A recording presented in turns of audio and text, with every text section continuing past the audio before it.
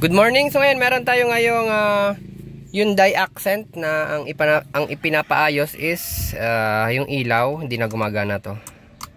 Minsan gumagana, minsan hindi. So yan. So ayan, pasensya na ulit kayo kasi nabungkal ko na siya. Hindi ko na na-vlog yung pagtanggal talaga ng mga ganyan. Yung mga abot-bot na yan. So kasi late ko na naman na-realize na i-vlog to. So ayan. So napakasimple lang naman para makaabot ka sa punto na to. So yan yung manibela. Yung manibela, yan sa manibela meron yung tornilyo sa gilid. Yan, napakadali lang naman yan sa side yan. Yan sa butas na yan.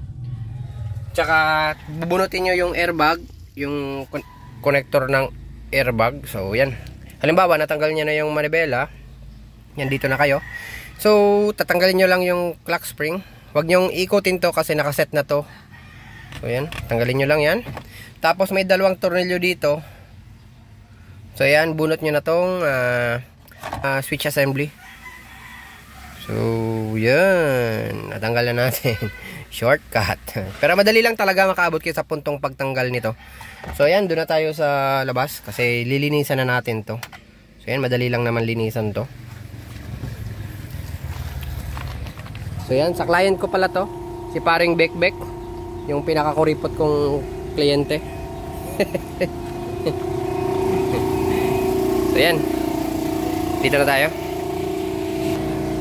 So yan, dito na tayo sa ating mini table. So ito yung cluster nya. So ito yung switch assembly nya. So hanapin nyo muna kung saang side yung may problema. Halimbawa, andito yung problema nyo sa wiper, something, or kahit saan dyan, hahanapin nyo yan kung dito or doon. Kasi magkabila yan, dalawa yan na cluster dito. Magkabila. So, kung dito yung problema, ito lang yung gagalawin nyo. Kung dito naman, dito lang yung gagalawin nyo. So, since dito tayo sa headlight ang problema, ito yung bubuksan lang natin. Hindi siya katulad ng ibang mga panel na isang buo yung tatanggalin. So, mas madali itong i-repair. So yan. So yan, paring Bekbek. So yan. Hindi porket madaling i-repair to, babaratin mo na naman ako So yan, tanggalin nyo lang tong dalawang tornilyo.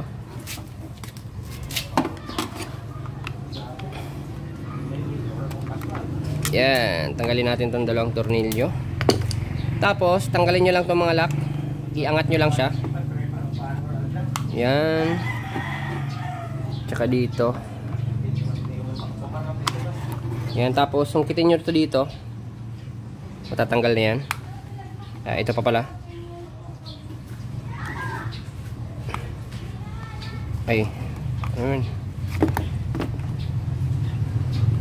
So yan. Yan.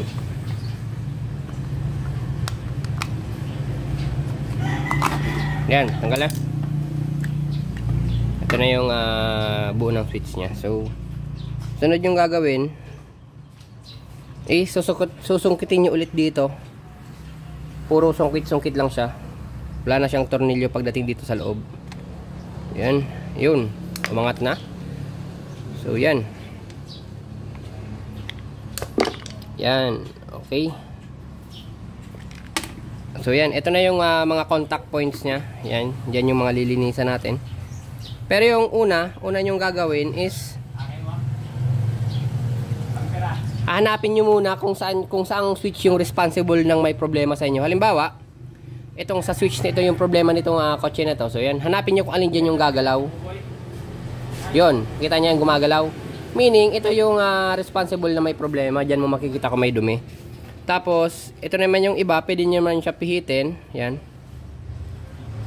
Kaya huwag na natin galawin kasi baka maghiwalay-hiwalay. Basta kung saan yung problema nyo, gagalawin nyo, titingnan nyo yan kung saan gagalaw. At dun yung lilinisan nyo. So yan, or pwede nyo naman linisan na lahat. So yan, nakita na natin. Since dito yung problema, meaning dito yung ano nyan, yung contact area nyan. Ito. So yan. Kung makikita nyo, ito na yung problema niya sa high. Yan. So yan.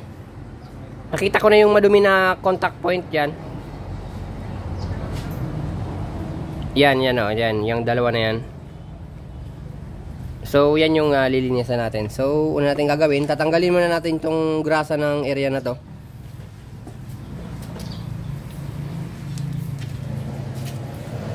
So yan, ito, tanggalin muna natin itong grasa dito sa ano. Actually hindi yung grasa, silicone grease yan. So yan, tanggalin natin to.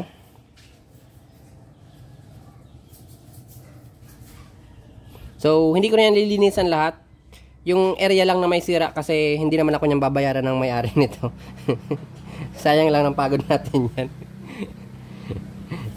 Ito lang yung lilinisan natin.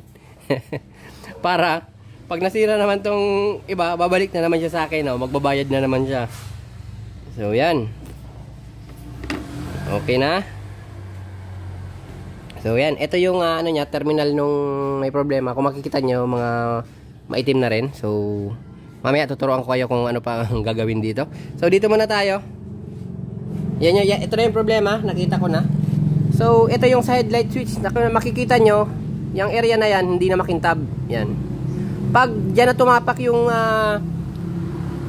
contact point ng switch na to, itong mga tanso na yan, hindi na siya nagko-contact kasi yan nga, oh, corroded na yung area na to. So ang gagawin natin, lilihain natin yan ng pino.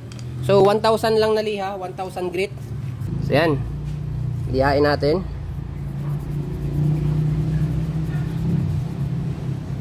So ang cost ng pagkasira nitong unit na to, kasi ano, kuripot yung may-ari.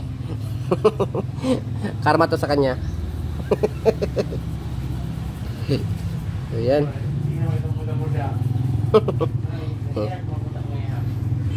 Ayan, pamakita niya, malinis na. So yan, kaya advice ko sa client ko, bawasan natin yung pagkakuripot para matagal masira yung unit natin. So yan.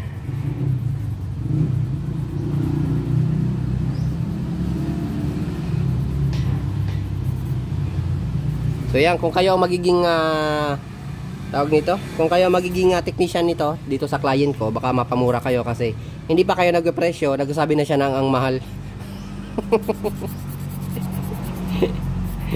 Yan, linisin nyo lang yan. So yan, nakita nyo, malinis na yan. O, yan. Wasak na naman ang bulsa ng may-ari.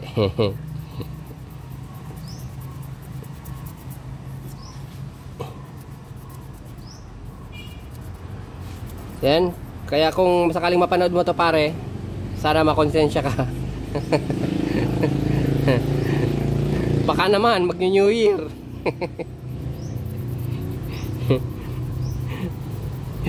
Baka yung bayad mo, baka hindi makabayad kahit santol.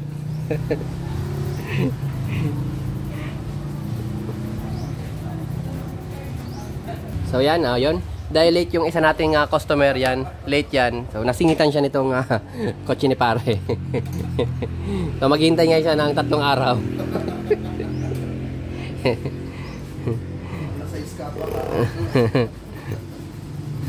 Hindi mo dala alas 6 pa ako dito eh. Nasa banyo pala. So yan, linisan na natin to, yung mga residue ng liha. Yan, so ayan, dahil sa kakatira natin kay pare, nagkamali tayo. So eto pala, eto yung tinira pala natin linisan, yung sa signal light. So bale, nakarma tayo ng konti. Sabi natin hindi natin lilinisan yung iba. Nalinisan ko yung putang ina. Ito pala yung side light. So yan. Ito, pero tama ako, ito talaga yung responsible ng side light. Pero yung contact point niya, ito pala. So yan. So yan, malilinisan din natin lahat. Naisan tayo dun ha. Kaya kung makikita nyo, napakadumi din talaga. Natakpan lang kanina ng grasa kaya hindi ko makita. So yan. So yan, lihain na natin to. Pare, naisan mo ako ha.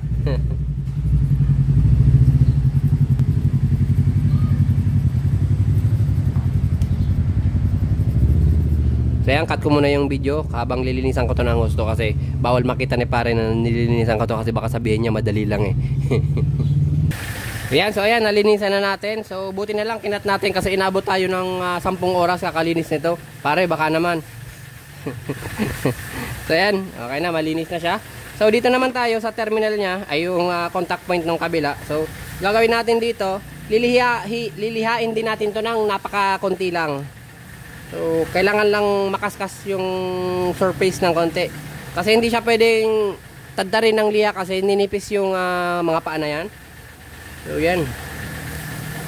Saglit lang, saglit lang.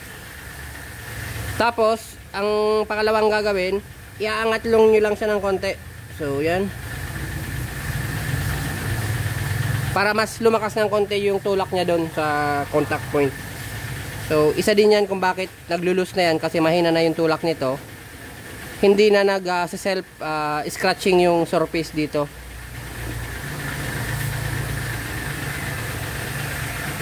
Angat nyo lang ng konti. So yan, pwede na yan.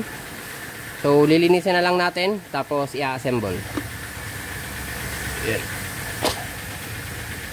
So yan, linisan ko lang muna. Hindi ulit natin ipapakita kay pare kung paano linisan, kasi baka alam nyo na. So yan, nalinisan na natin. So yan, malinis na yung lahat ng surface. Tapos tawag dyan, ang hinugas ko pala dito is degreaser, tsaka hinugasan ko ng tubig, tsaka pinatuyo ko. So sa part nyo, pwede nyo namang gamitin pang linis is contact cleaner, para hindi na kayo magbasa. So yan. So ito pala, yung mga tirang grease dito, wag nyo na yan gagalawin. Kasi sa experience ko, once na ginalaw-galaw nyo pa yan, lalo kung hindi mo nyo kabisado, baka mahirapan kayo sa pagbuo. Kasi meron yung mga slot, baka magkamali kayo ng slot.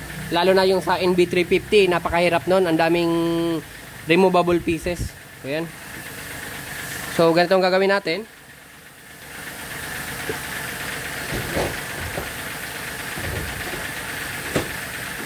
So yan, ang grasa na ilalagay natin dito is hindi natural na grasa, kasi yung natural na grasa medyo nagko-corrode ng mga kasi petroleum base siya. So ang gagamitin natin is silicone paste. Yan. Silicone paste. So papiyawan nyo lang ng ganyan yung mga contact patch. Kung wala kayong ganito, pwede naman Vaseline, yung ginagamit sa puwet. Ayan. Yung petroleum jelly. So yan, lagyan nyo lang dyan. So lagyan nyo na rin to lahat para iwas corrosion, kahit yung mga hindi natatamaan ng mga tanso. So yan, lagyan na natin siya. So yan.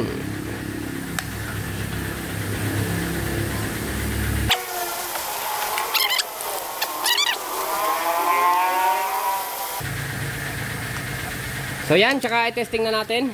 Wait lang. So yan, let's go. Testing na natin kung may babayaran na si pare. Ito. So hindi ko na ipapakita sa inyo kung yung pag-assemble, kasi napakahaba na ng video. So testing lang natin. So yan, testingin na natin. So on natin yung park light. So yan, umilaw yung green. So iabante natin sa headlight. So yan, hindi na siya namatay. Meaning okay na ang kanyang headlight. Kasi once na inapak mo na siya dito, sa sunod is namamatay na yung mga headlights. So yan, okay na. Thank you and goodbye.